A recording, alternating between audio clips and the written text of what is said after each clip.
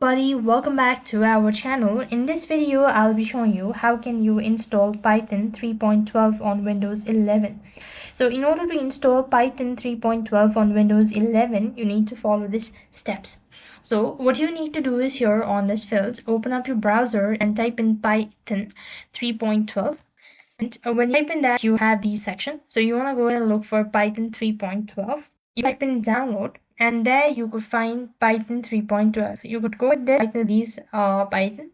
After which you want to scroll down a bit and look for this section to download it.